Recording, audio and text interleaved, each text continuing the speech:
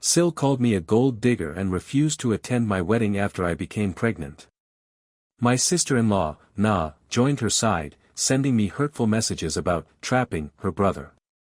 To provide some context, my husband, Alex, and I have been together for 3 years and married for a little over 9 months. Our decision to marry was influenced by my pregnancy, but I want to clarify that this was not a shotgun wedding. We had already been discussing engagement and marriage prior to finding out I was pregnant. The news of the baby felt like a sign from the universe that we were ready to take this step, and we were genuinely happy about it. Upon discovering the pregnancy, we decided to move forward with our wedding plans quickly. We envisioned a small, intimate ceremony in Alex's family's backyard, inviting only our immediate families and a few close friends. The simplicity of our wedding further perplexed Na, who accused me of being a gold digger. If I truly sought to benefit from marrying Alex, I would have planned a lavish event to impress others rather than opting for a low-key gathering. I came from a humble background, while Alex's family enjoyed wealth due to his father's successful business. Despite the differences in our financial situations, I valued my upbringing and my independence as a working woman. I never let their wealth affect my feelings or how I interacted with them. I remained indifferent to the snobbish behavior exhibited by Na and my mother-in-law, which only seemed to irritate them more. Alex always defended me and expressed his displeasure regarding his family's treatment of me, but I avoided putting him in a position where he felt compelled to choose sides. The tension escalated when I sent out wedding invitations. Na's resentment boiled over, and she called to express that she would not attend our wedding. She claimed that she had hoped Alex would realize I was not the right person for him and that I was simply trying to ruin his life and tarnish their family's reputation. Na accused me of being a gold digger attempting to trap her brother in a marriage out of greed. To further publicize her disdain, she posted about me on social media, only to delete it later at her father's insistence. Na's words were deeply hurtful and unjust, implying that my love for Alex was merely a ploy for money. That day, I reached a breaking point and told Alex that I wanted no further contact with Na. He wholeheartedly agreed, fueled by anger over her comments. He called Na to express his feelings, firmly stating that he no longer wished to have any relationship with her. Understanding that his mother's feelings towards me were also strained, he decided to confront both parents. He assured them that if they continued to mistreat me, he would not hesitate to cut them out of his life. Fortunately, my father-in-law had always been kind and humble, showing no signs of animosity towards me, so that conversation went smoothly. After our wedding, I hoped that my mother-in-law would be more accepting of me, but I was disappointed. A few weeks ago, just days before my baby shower, the tension flared up again. It was clear to me that Na would not be invited to the celebration, as Alex and I intended to keep our guest list intimate, similar to our wedding. Somehow, my mother-in-law found out about the guest list and called me, inquiring whether Na would be invited. When I confirmed that Na was not on the list due to her hurtful behavior, my mother-in-law reacted negatively. She accused me of intentionally excluding Na and attempting to isolate her son from his family, which I found absurd. It was Alex's choice to cut ties with Na, not mine. I had tolerated their behavior long enough and could not understand why my mother-in-law thought I was the cause of this family rift. With my pregnancy hormones intensifying my emotions, I decided I would no longer accept such accusations from her. It was time to stand up for myself against their unfair treatment, simply because their financial status was higher than mine. I had decided to maintain peace and avoid confrontation with my mother-in-law, believing that ignoring the underlying tensions would help smooth things over. However, this approach backfired when she and others perceived my silence as a sign of fear. They thought they could say whatever they wanted without facing any consequences. Realizing this, I concluded that it was time to assert myself and stand up for my own dignity. During a confrontation with my mother-in-law, I addressed the tension surrounding my relationship with her son, Alex. I recognized that she harbored negative feelings toward me, largely due to our financial disparity.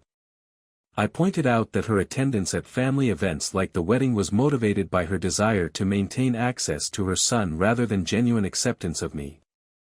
I firmly stated that she needed to choose between fully accepting me or cutting ties with me completely. This direct confrontation took her by surprise. Instead of acknowledging my feelings, she attempted to justify her stance by insisting that it was my responsibility to reach out to Na to foster family harmony. I found her reasoning to be absurd and firmly told her that I would not invite Na. I made it clear that if she disapproved of my decision, she was free to skip the upcoming baby shower. In a fit of anger, my mother-in-law yelled at me, declaring that she would always choose her daughter over me, indicating she believed Na's negative opinions of me were justified. She accused me of being a gold digger, implying that I was only with Alex for his money, and even went so far as to say I would likely have an affair and file for divorce once our child was born. After that harsh exchange, I decided to hang up the phone, feeling that the conversation was no longer worth my time, and promptly blocked her number. However, my mother-in-law continued her onslaught through social media. In a series of hurtful messages, she reiterated her disdain for me, claiming I was not raised well enough to fit into their family. She predicted I would betray Alex, further cementing her view of me as an opportunist. She insisted that if Na wasn't invited to family events, those events weren't significant enough for her to attend, essentially dismissing our growing family. This was the last straw, and I blocked her on social media as well. The emotional toll of these interactions weighed heavily on me, especially during my pregnancy when my hormones were fluctuating. After receiving those hurtful texts, I broke down in tears. Since Alex was at work, I called him to come home and support me. He quickly arrived, and his presence brought me comfort. After reading the nasty messages, Alex made a decisive choice: he would cut off contact with his mother as well. The only family member who had remained supportive was his father, who tried to defend me but had faced persistent conflicts with his wife. Our baby shower ended up being a small gathering attended only by my parents, Alex, his father, and a few friends. This intimate setting allowed me to appreciate the people who truly cared about me, and I felt relieved that my mother-in-law and Na were absent. When our daughter was born a few weeks later, the same pattern continued. Only a small group was present, and I felt grateful that my mother-in-law's negativity was not part of this joyous occasion. After the birth, Alex and I were busy adjusting to parenthood and focused on our new family. I noticed that neither my mother-in-law nor Na had reached out to congratulate us or inquire about the baby, which struck me as odd. Their claimed love for Alex seemed insincere, especially given their lack of interest in such a major life event. When I expressed this concern to Alex, he brushed it off, emphasizing that all that mattered was my well-being and that of our daughter. He reassured me that his father was supportive and that we both were content. A few days ago, however, my mother-in-law unexpectedly showed up at our house, demanding to see her granddaughter. Initially, I refused to let her in, telling her to leave. She insisted that as the grandmother, she had the right to see the baby. This struck me as hypocritical since she had not been present for the baby shower or the birth, nor had she reached out afterward. I firmly told her that family cannot pick and choose when to act like family. When she continued to argue, I decided to read aloud the messages she had sent me after our earlier confrontation. As I cited her hurtful words, I pointed out that if she still expected to be a part of our life after saying those things, she must be out of touch with reality.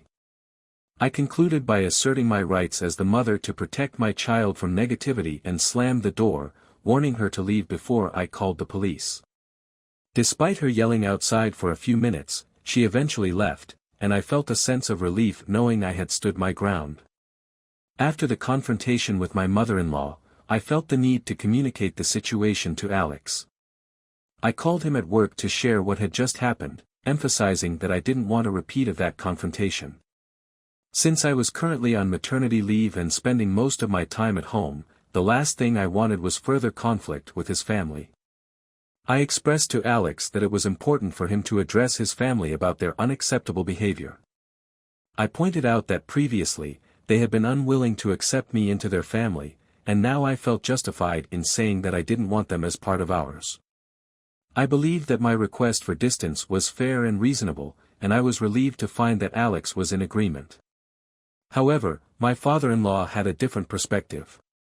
He suggested that we should give the situation some time before reaching any final conclusions about our relationship with his wife and daughter. He had previously encouraged his wife to reach out to me, but the outcome had been the opposite of what he hoped for. Instead of making amends, she had come to our home and escalated the conflict. I found my father-in-law's stance confusing and frustrating. He claimed to understand my feelings about his wife and daughter, yet he insisted that we both take a step back and allow the situation to cool.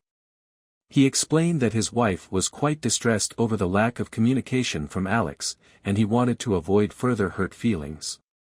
In my mind, this seemed hypocritical, as Na and her mother had never taken my feelings into account before they spoke or acted. They had hurt me repeatedly without a second thought, and now my father-in-law expected me to prioritize their emotions over my own.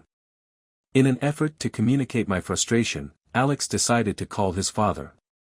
During their conversation, my father-in-law reiterated that he was trying to hold the family together and preferred that Alex refrain from confronting his mother about me at that moment. However, I felt increasingly agitated, believing that if Alex didn't address the situation soon, my mother-in-law would assume she could behave this way again. I felt it was crucial to make our boundaries clear to her to prevent future incidents. Feeling the weight of my emotions, I expressed my discontent to my father-in-law. In a moment of anger, I remarked that it was hardly surprising that he chose this moment to be diplomatic because he had consistently adopted this stance throughout the ongoing conflict with Na and her mother. Although he often claimed to be on my side and acknowledged the hurtful things they had said, his actions did not reflect that support. Instead of pushing for accountability from them, he seemed more concerned about their feelings, which left me feeling unsupported. This comment ignited tension, particularly for Alex, who felt offended by my generalization. He believed it was unkind to equate his father with his mother and sister, as he saw them as fundamentally different from his dad. Alex argued that his father had no bad intentions and that family dynamics are complicated. He felt that not only did I owe him an apology for my words, but also one to his father for my disrespectful comparison. While I acknowledged that I owed Alex an apology, I was still reluctant to extend the same courtesy to my father-in-law. I was upset by his expectation that I should be considerate of Na and her mother's feelings, especially since they had never shown me the same courtesy. The tension between my desire to stand my ground and the expectations placed on me by my father-in-law created a complex emotional landscape. After some reflection, I decided to revisit the issue with my father-in-law. Instead of outright apologizing, I explained that my comments had come from a place of hurt and betrayal.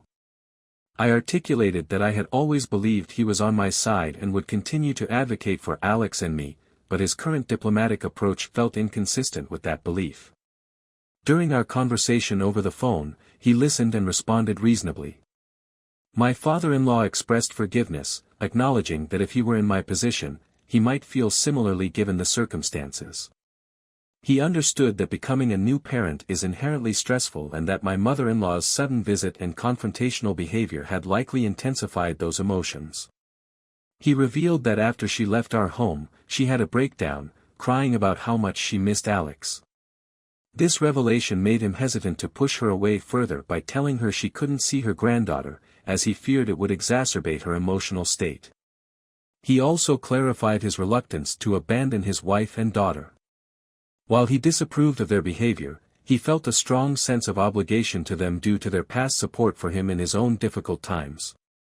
Na was his daughter, and he couldn't simply cut ties with them, even if their actions were hurtful to me.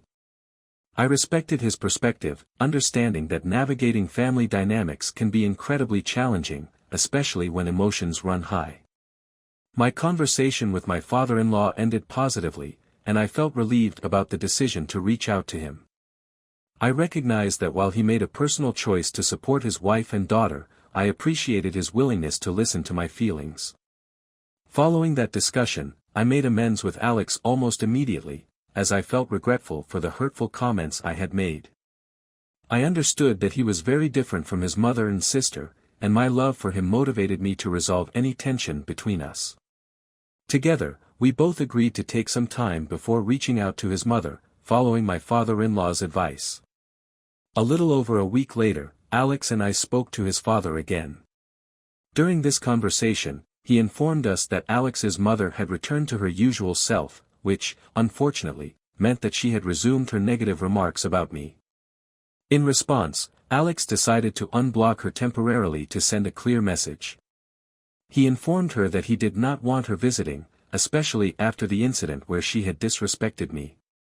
He made it clear that if she didn't approve of me, then she had no right to expect access to our daughter.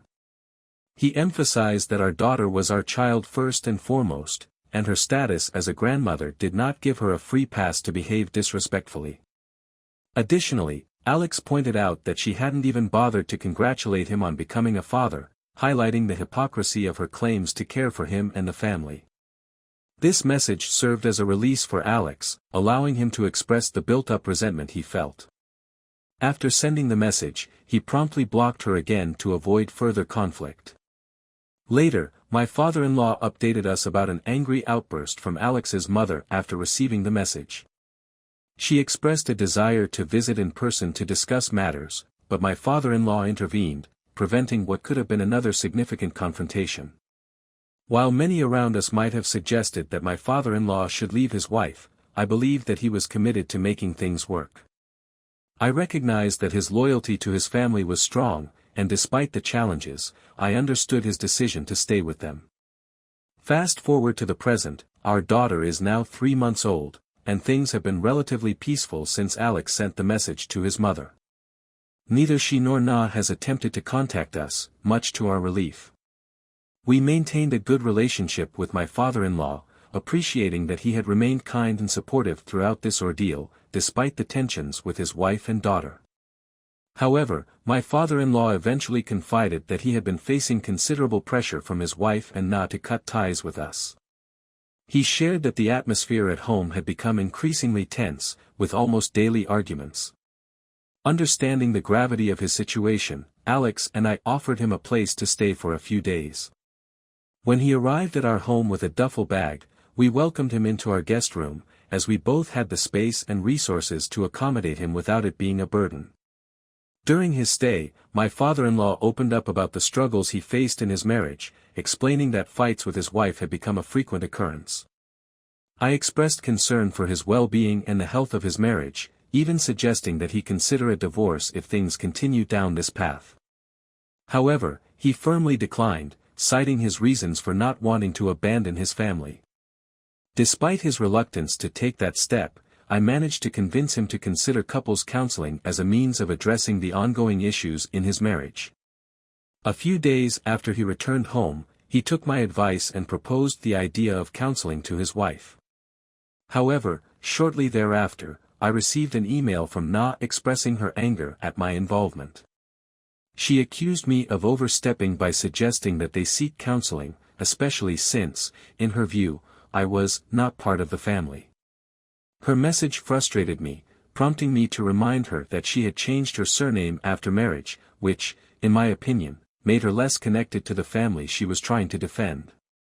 In response to her email, I decided to block her communication, further distancing myself from her negativity.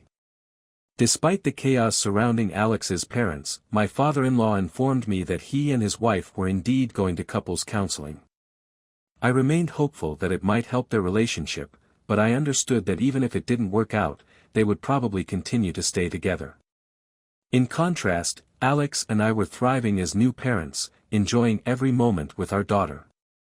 I felt a sense of relief knowing that our family was strong and united, regardless of the challenges presented by his mother and sister. I recognized that while they were missing out on knowing our daughter, it was ultimately for the best, considering the circumstances.